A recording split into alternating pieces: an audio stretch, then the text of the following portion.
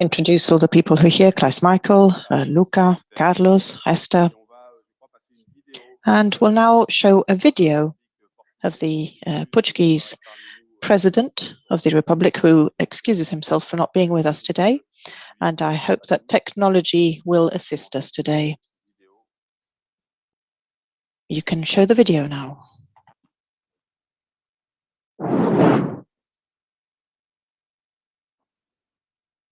Be welcome to Portugal, and happily I cannot attend this meeting, this important meeting, because I'm in Africa, in a Portuguese-speaking African country. But I would like to tell you how important it is for us. It's an honor and a pleasure to receive you here. First of all, because Portugal, the Portuguese trade unions are very much involved and committed in your structure and in your future. Second of all, because we live in a very special moment, a specific moment. The end of a pandemic, then the beginning of an endemic. Pandemic is not yet over. It's about to be over in Europe, and not yet over. But we know that economic and social recovery must be so important for all of us that is a real priority for the next few years. We have the recovery and resilient plans, national plans, most of them already approved by the European Commission. And we have also the other European funds, still 27. It's a unique opportunity for economies, but mostly for societies. And we must think of people first. That's one of the lessons of the pandemic. People are always first in politics, in society, in economics, in learning, in education, in healthcare, We knew it, but we learned it with this pandemic. And we suffered so much. I mean, the societies and the labor conditions suffered so much with this pandemic. The lockdown, then the situation of those that are confined for short periods of life in 2020, 2021. And we know that in economy and in society, things are not that way, not so easy as in theory. People do not change their lives every month, every week, every day, as it happens sometimes throughout these 2 long years. So it's quite a challenge for us, states, public powers, but for you, trade unions. And for you, because you will represent those that work every day, European workers. They create our present and our future. And now they must recreate this present and future. Thank you for your presence, for your meeting here. And good luck for your work and your future too.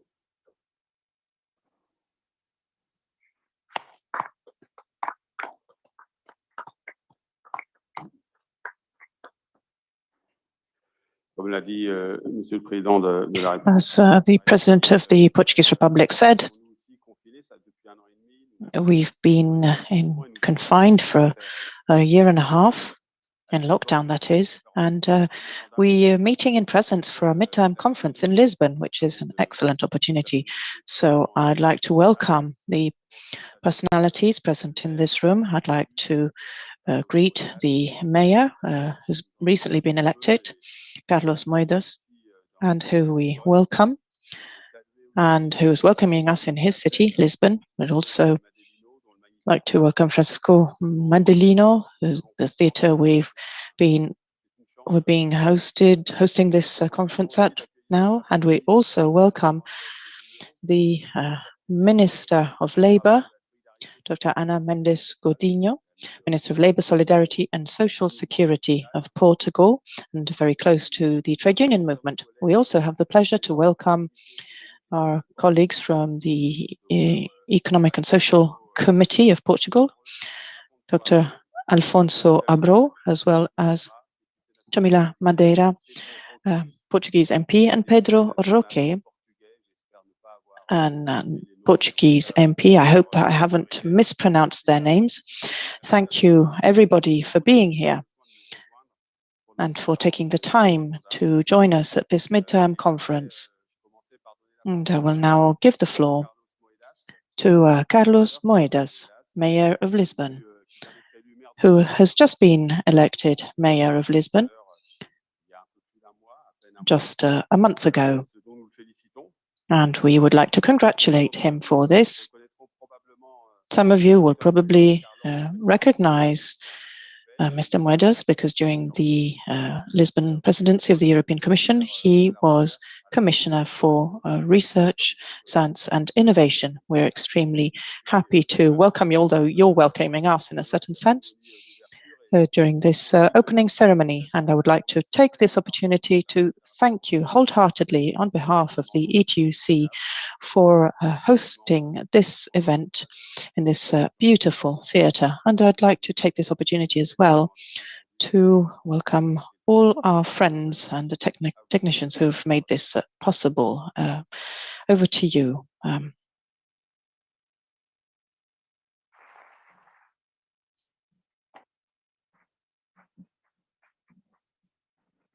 Bon dia. Good morning. Bonjour. Good morning. Monsieur le Président Laurent Berger, merci beaucoup pour vos paroles. Mr. President Laurent Berger, thank you for your words.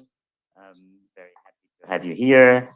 Dear Minister Ana Mendes Godinho, thank you for your presence and for sharing today this stage with me.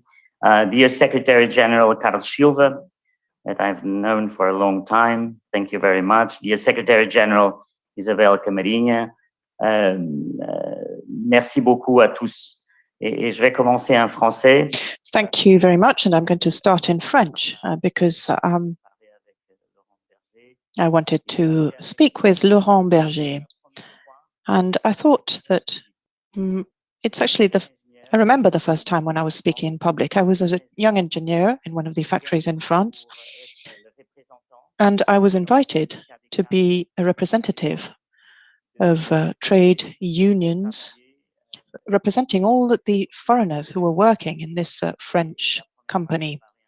And the first time I spoke in public was for the white-collar trade unions. It must have been 1993 or 1994, and I shall never forget this. And I'd like to share with you this moment because it was the first time I was speaking with trade unions and colleagues. And today, with Laurent, we spoke about the world of work, and it made me think back to this very special moment, which I wanted to share with you.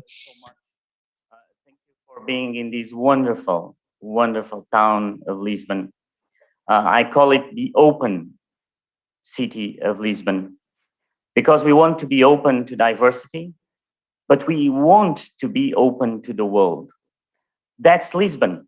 Lisbon has always been open through the centuries for everybody, for that diversity and for those people that, like me, at a very young age, I went to a different country. I went to a country that was not my country. And I hope that all the ones that are coming today to Lisbon, being it from people that come from other parts of our country, but also from other countries, that they feel that Lisbon is theirs. Lisbon is really the city for everybody that lives in Lisbon. And so it's extremely, for me, a moment of happiness when I open these conferences with people that come from outside. Because one of the characteristics of Portuguese people, and especially from people from Lisbon, is that we love to receive people from other places. Try when you are walking on the street to ask for a question. People will stop. They'll try to help you. Even when they don't know where you want to go, they'll try to help. Sometimes don't get their advice because they don't know where to send you, but they will help. But it's part of us. It's part of our DNA. And so when I thought about this opening, I also thought about my dear friend Jean-Claude Juncker. And Jean-Claude was and he's a very special man. And he probably taught me a lot about the importance of what you do. And I remember 2 years, I think 2 years or 3 years ago, when Jean-Claude had to talk in one of your conferences. And it was actually in Vienna. And we had a lunch that the day before or 2 days before, and he was discussing his speech because he didn't write the speech. He liked it really to talk as it was. And he said, look, I'm talking tomorrow to the unions, and I'm going to compare the meeting of tomorrow with the parliament. And I always remember that because it's really the way I feel. What you have here is a parliament of workers. And so I'm very honored to be today, 2 years after my friend Jean-Claude Juncker, opening in Lisbon in a totally different way, this conference of a parliament of workers. And so that's the way I feel today. I feel very, very honored and very happy to go from being someone that was at the European Union, looking at science and innovation, to be the mayor of a city like Lisbon. And I always dreamt about this relationship between Europe and local governments. And I think that is so symbiotic. It's so important when you think about what the world is going today, that countries are having trouble solving problems, and that we have to be solving problems in between Europe and local governments. And I think that Luca Visentini, he said someday that we must go local. And I think that these pandemics show that the only way that we can solve problems to people is by really going local. It's by taking care of the people, one by one, going on the street and solving those problems. And that's extremely important. And that's what you do. That's what trade unions actually do. And so I thought that to start this conference, we could think a little bit together here in this room about what are the big challenges that we have ahead, the challenges that depend on you and also on local governments. And I think there's 3 challenges that really depend on what you're doing today and what I'm doing every day. The fight against climate change, the digital transition, and the fight for liberal democracy.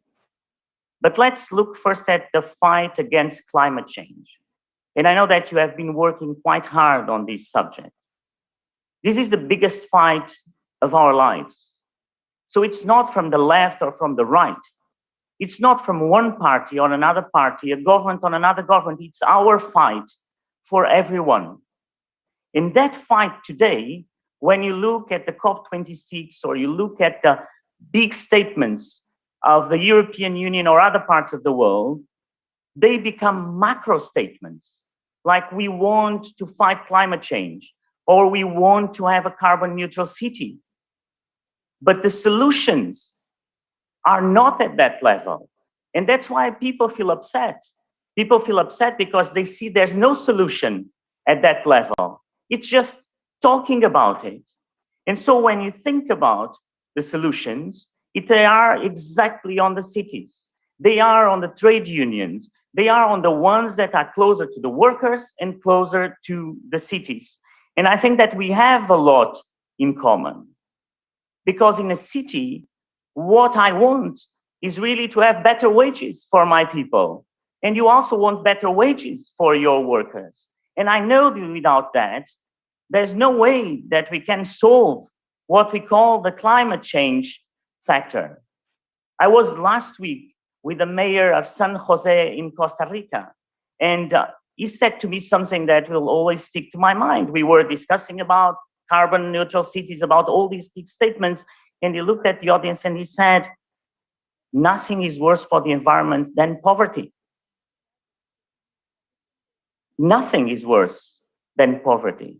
So first we have to solve that. We have to protect our workers and we have to get better wages.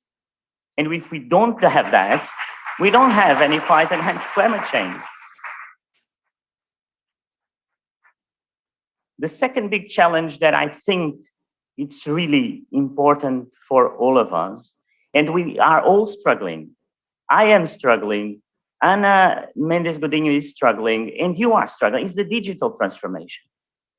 Because the world changed so much that you were like governments or local governments taking care of physical institutions, workers that work physically in a job or an institution that was purely physical. Today, the digital transformation is making that a lot of the new jobs, they are not in the physical world. They are not as you expected them to be. And so what is your role? What is our role in this transformation? How can we protect these new workers that basically live in a digital space that you cannot touch, right? And I think that's one of the things that is basically making our lives very difficult, is that we are still in one world and the world is bypassing us.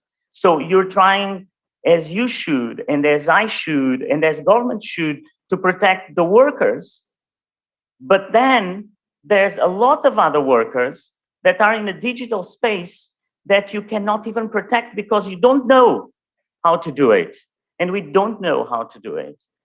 And so I think that challenge of the digital world is not about just thinking, how can we be more digital? How your trade union can have no paper or having everything online.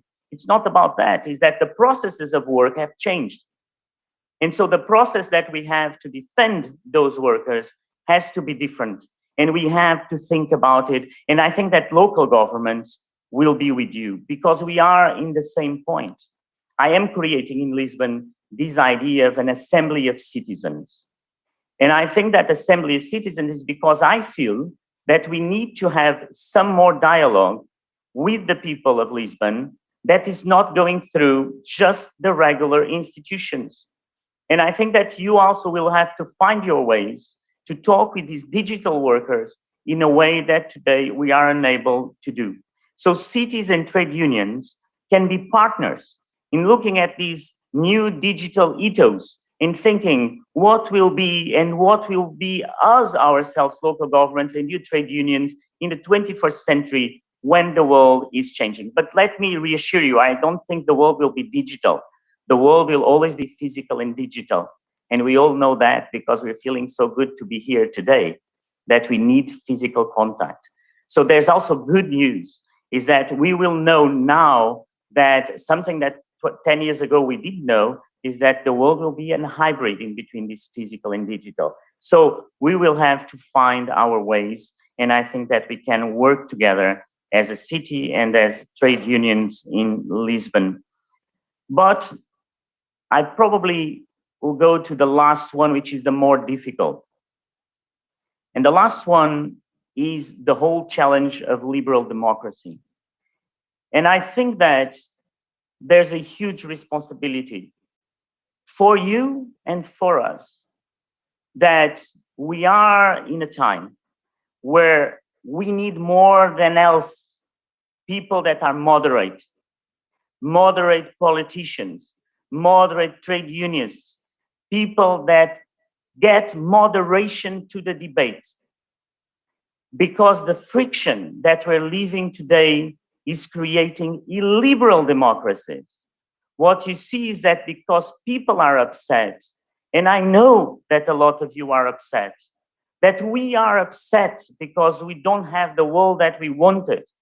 that we are able sometimes to give the salaries and have the wages that everyone deserves, but we need that moderation.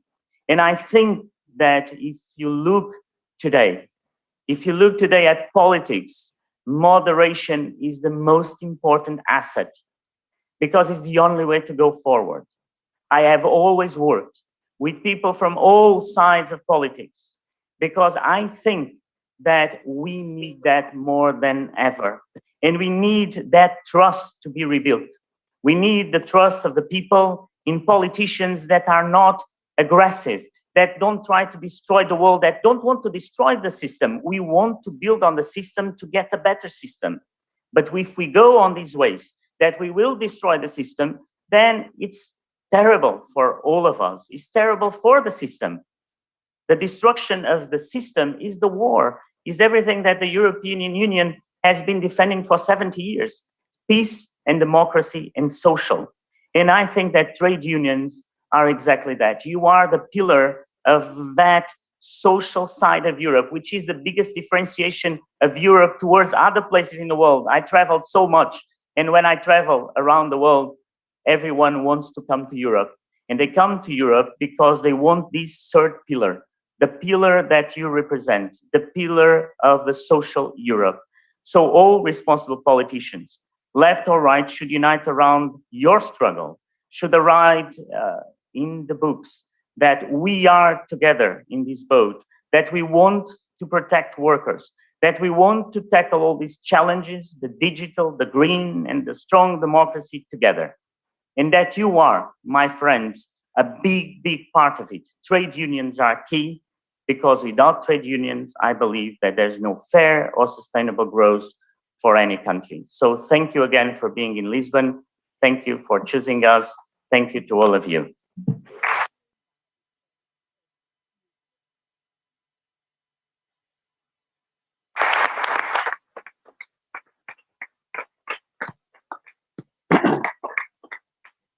Merci, Monsieur le maire. Merci, Carlos Moyers, de votre intervention et de vos encouragements. Et je vais donner maintenant la parole.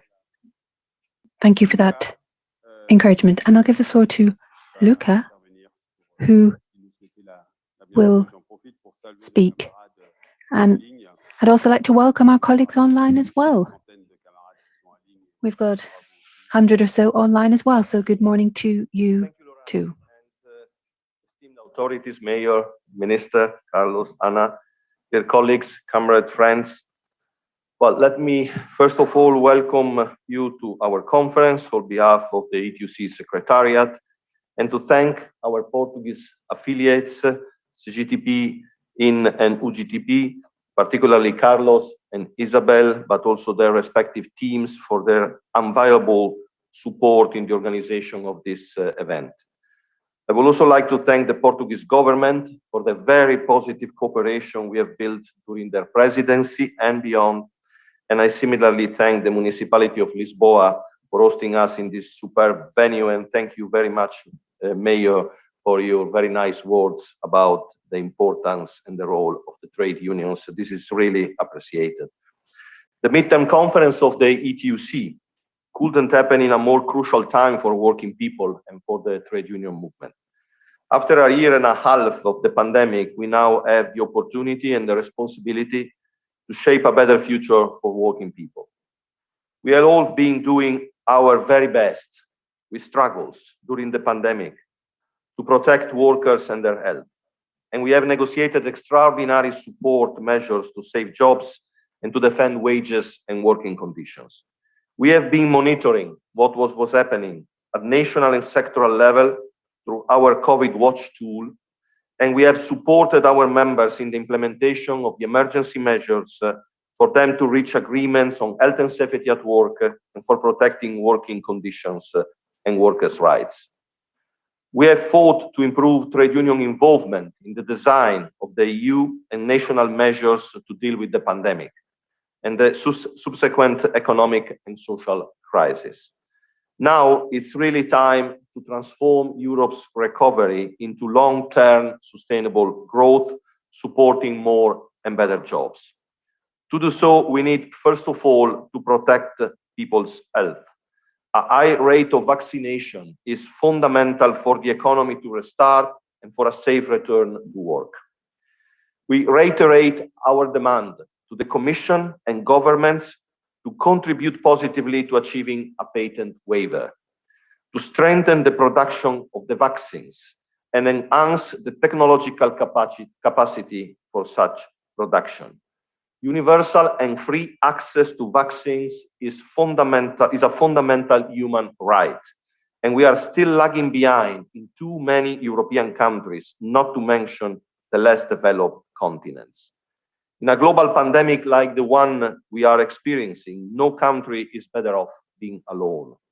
Moreover, we stress the need to continue improving investment in health and public services, not only to cope with emergencies like the one we experienced, but also in a more structural way as a part of the recovery strategies of the European Union and each member state. We also demand that health and safety at work is prioritized in the policy agenda and that ambitious legislative reforms are implemented in this field, both at European and national level. Paving the path for sustainable growth means, first of all, creating quality jobs. Workers and trade unions in Europe cannot accept any longer that we return to the same jobless recovery that we had before the pandemic. The COVID outbreak has forced 23 million workers into unemployment, and 40 million have been suspended from work. We welcome, of course, the measures such as the SURE mechanism aimed at protecting work, which were put in place at European and national level. They must be prolonged further until it's necessary and be made part of a permanent support scheme for the future. But now, what matters the most is to make sure that every single euro of public money that is invested in the recovery is linked to the actual creation of quality jobs and to the improvement of wages and working conditions. The investment should be clearly measurable, and therefore it requires clear conditionalities and monitoring mechanisms, not just soft recommendations in all European and national investment plans. Mayor, I really appreciated what you say, but on this, we cannot be moderated any longer. We don't want to destroy the system, but we need to be radical because we cannot pave the path for a unsustainable growth as the one that was built after the financial and economic crisis. Now it's really time for change. To be clear, we cannot also accept that public money once again goes only towards profits and not to workers and society. This time, we cannot accept that the few jobs created are precarious, not protected, and underpaid.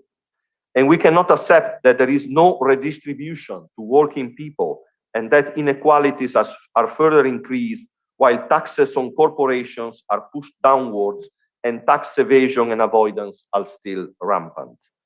For this not to happen again, the rules of our economic governance have to change in order to facilitate investment and make sure that the environmental protection and social justice become an integral part of the Stability and Growth Pact, of the semester, and of the program Next Generation EU. We appreciate the recent EBSCO discussion about the introduction of social imbalances procedure, which could complement in a binding manner the existing macroeconomic imbalances procedures. It's no more time to have just economic measures. We need a social rebalancing that can really benefit people. Let us remember that at the Porto Summit, by the way, we have agreed that Europe will go beyond GDP towards an economic model that is at the service of people's well-being, not only at the service of profits. And now it's really time to take responsibility and action on this commitment. We demand that all institutions and employers to be consistent with what has been decided in Porto. In this context, as trade unions, we will participate very proactively in the public consultation that the European Commission has launched on the review of the fiscal rules. Such review is the most crucial and difficult political battle ahead of us next year. We have many opponents, and to win, we need to make our voice well heard. During the debate today and tomorrow, we will ask you to discuss a proposal to launch an ambitious trade union campaign on the review of the European economic governance, to stop austerity and build a more just, sustainable, and inclusive economic model. Sustainable growth means climate and technological just transitions. We all agree that nobody must be left behind, but what does it mean in practice? Trade unions support the objectives of the Green Deal, and we welcome the Just Transition Fund and the announced recommendation on the social and employment aspects of the climate transition that the European Commission plans to publish very soon. However, we reiterate that offering training and social assistance as a compensation to workers who are going to lose their jobs is not enough. A real just transition implies anticipation of change and making massive investment in quality job creation in the same communities where jobs will disappear. This means for us going local. It requires the EU to build strategic energy and industrial policies, to channel investment in the right direction, and to build a more sustainable and resilient European economy.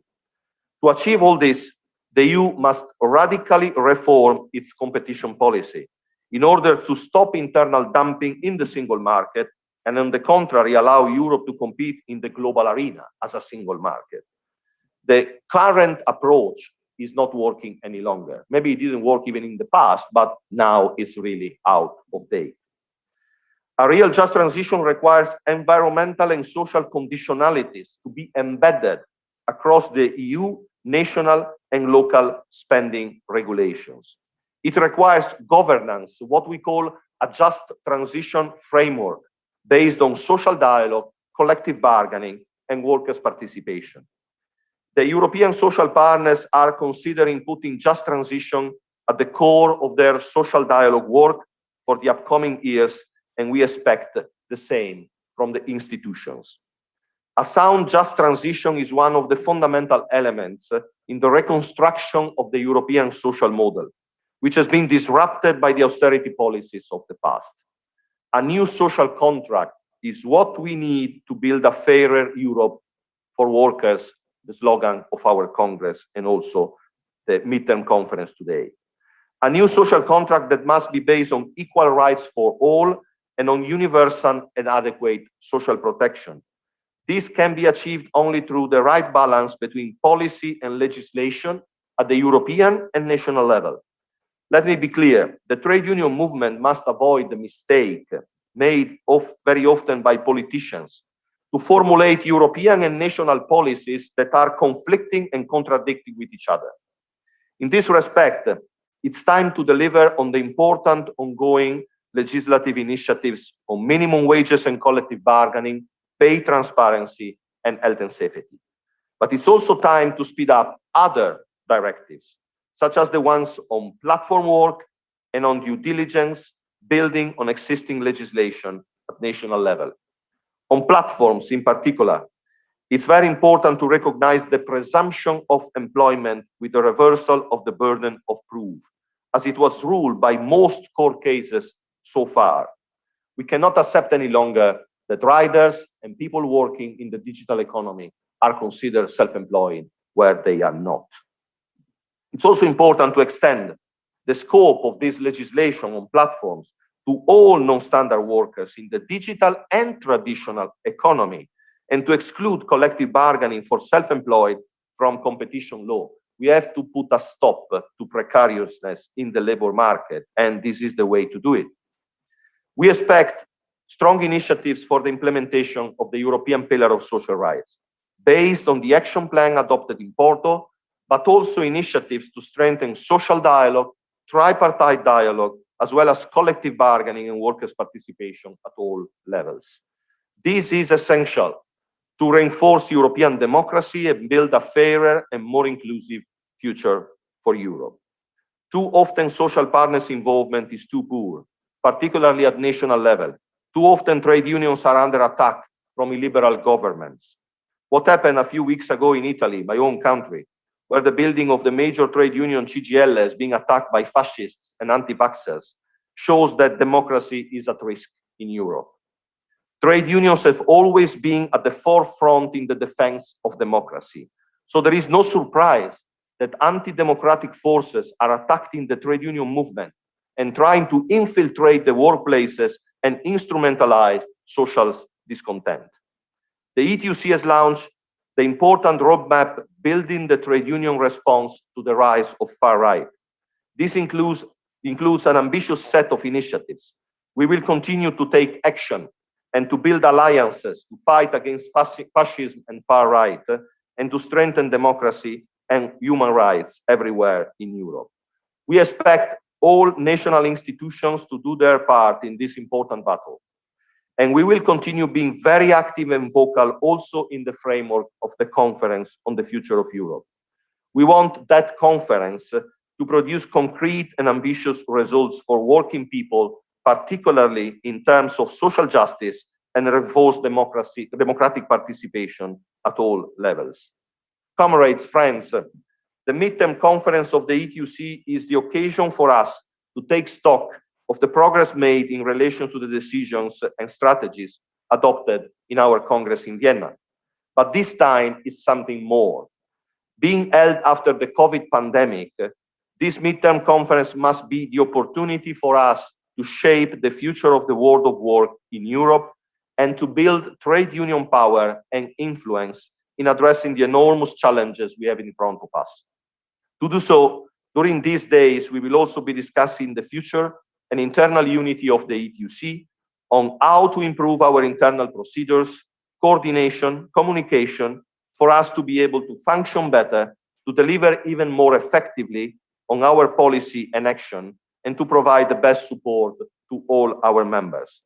I wish all of us a very successful conference and a fruitful discussion from which we will be guided on the next steps in the ETUC action. Obrigado. Thank you very much.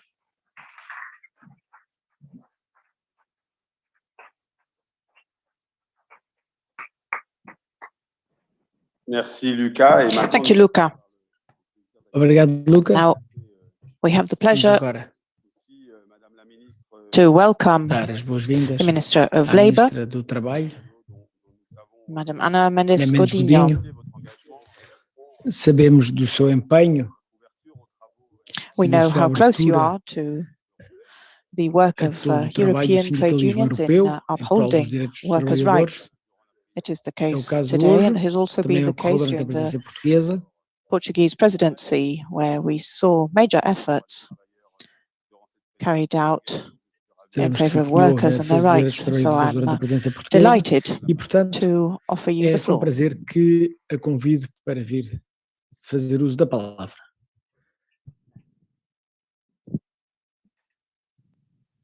Well, good morning to all of you. Buongiorno, bonjour, bienvenue. It's a great pleasure to have you here, to welcome you here in such a special moment for all of us, for Europe, for the world, in the moment that we all live. I think and I hope that you were all inspired by Fado, which is our national and traditional song that I think you know, that can also be an inspiration to the very strengthening and challenging moments that we face. Well, I have to welcome especially, I have to welcome Laurent, Luca, Carlos, Isabel, to all the deputies present, also members of parliament, and of course to ETUC, to everyone that is attending online from so many places. Well, first of all, let me just share with you that we do live and that we face a very crucial moment in our collective life. It was obvious how the pandemic showed us all that we are very, very fragile and we need each other to survive. It was obvious during the pandemic that only collectively we can save together. We are in a boat and only together in a boat we can survive. This was obvious during the pandemic, and we must keep the lessons learned from the pandemic alive in our day-to-day life and in our next moments ahead. This is why this is a crucial moment, of course, for the world, for Europe, and of course, for Portugal. The pandemic showed how important it is to guarantee that we have a collective system, a social welfare system that answers where everything fails. But at the same time, it showed how fragile and how many situations are outside of the collective system that were completely unprotected.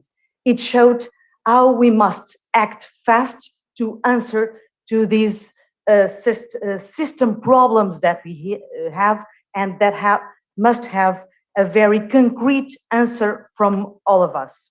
Well, it was obvious during the pandemic that the mobilization of resources in an unprecedented way helped and saved many situations, namely in terms of employment and protection. And Europe had a very different voice this time, showing that through a massive support, mobilizing resources, it could namely help families, help protecting incomes, helping protecting jobs.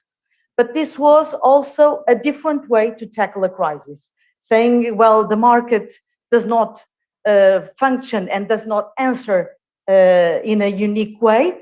Well, we must act in a collective way through our systems to protect people when they need to be protected, in terms of social security, in terms of education, in terms of health systems.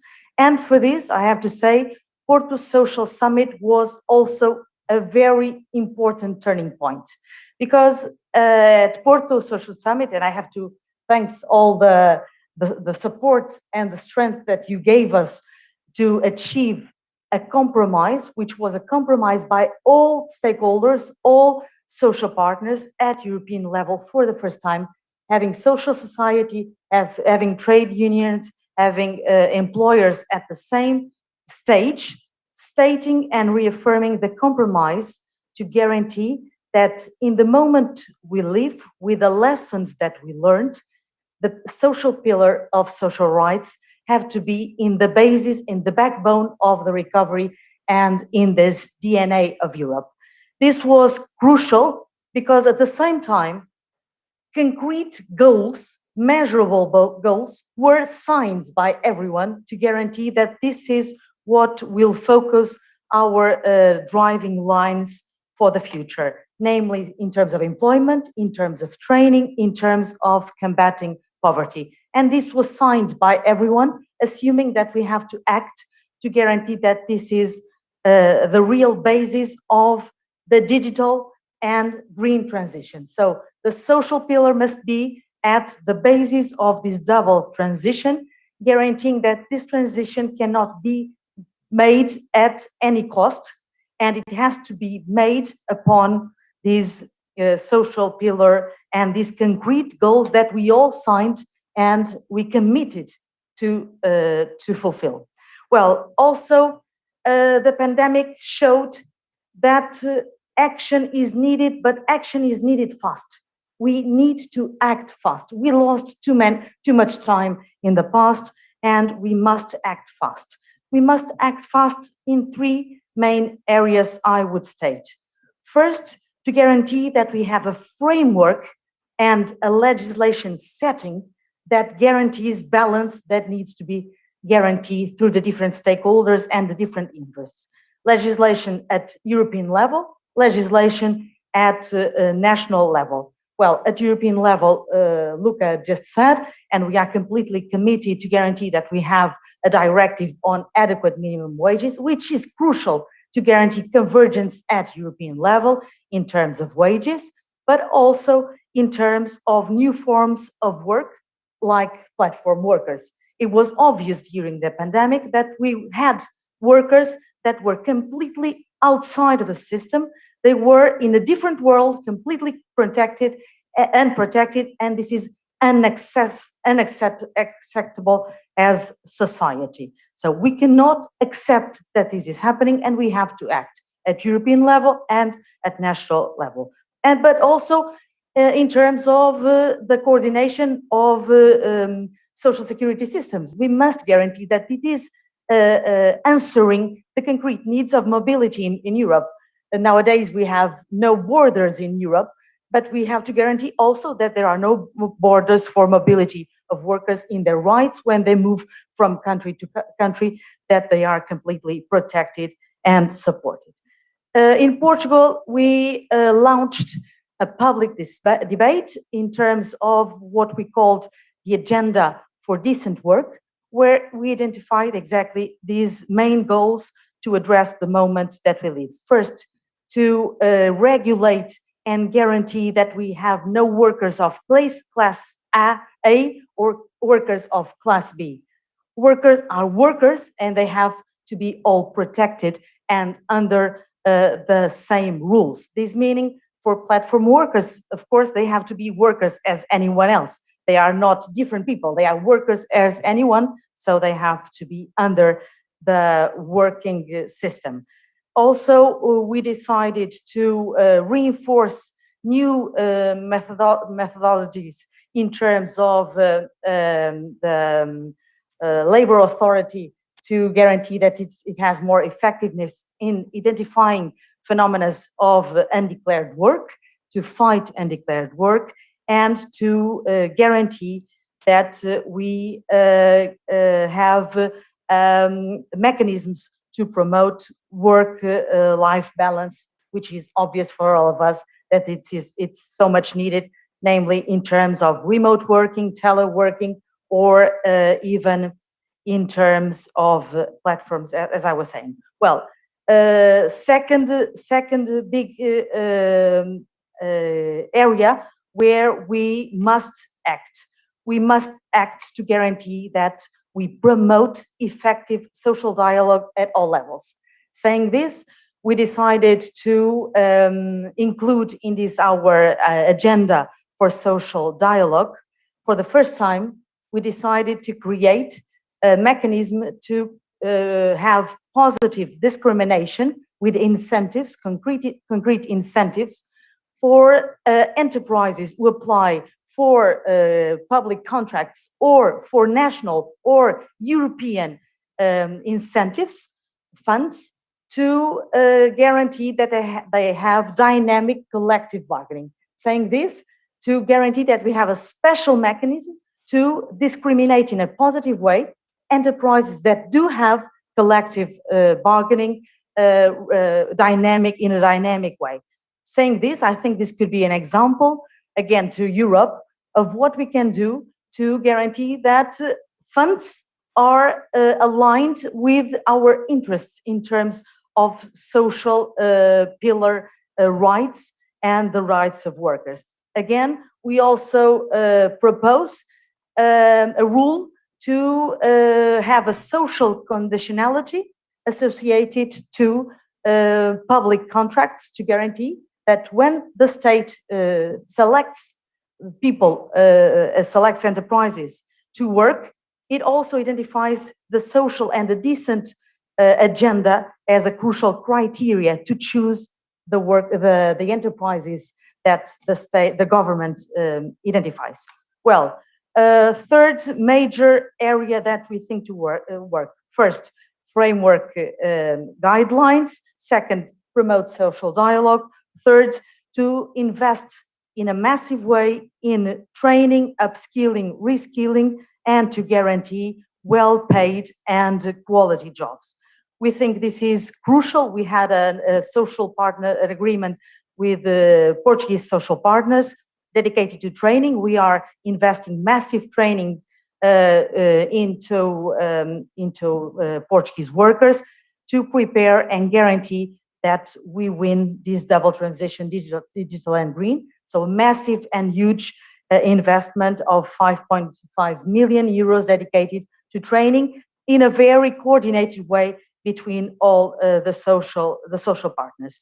Well, I think the moment we face makes us all run very fast and believing, as I do believe, that Europe DNA is made of people, we must guarantee that we stay strong and we stay united to guarantee that we go further. The pandemic showed that we go much further when we join our efforts and we work together. And this lesson must not be forgotten. The market by itself does not work alone. The market needs rules, the market needs incentives, the market needs the balance between different interests to guarantee that we are facing the needs of concrete people in their day-to-day life. Let us all together build these common responses with concrete and feasible concrete actions that make people believe in concrete hope.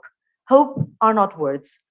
Hope are concrete actions that change today's life with concrete answer of day-to-day needs of real people, which are the people we are representing. Well, people are parts of the solution, and we must guarantee that they are part also of the measures that we are all building together. This is no business as usual. There's no time for business as usual. Lessons we learned showed how much we have to act and fast to combat poverty, to combat child poverty. It's not acceptable that we have 18 million children poor in Europe. This is not the Europe we are building to guarantee equal opportunities to all. Well, let us act to guarantee equal access, equal rights to everyone in Europe, no matter where he or she was born. We must guarantee that also Europe is a space for young people, and young people need our voice and need to feel that Europe counts on all of us. Let us make these big transformations that we need to do, but mainly to learn from what it was obvious during the pandemic. Workers are the most valuable asset in Europe. So it is also for workers that we must guarantee that we are also working to guarantee, namely, that, for example, the weight of wages in GDP increases, because that means that they are more part of the sharing of what society produces. Let's do it. I count on you. You can count on me.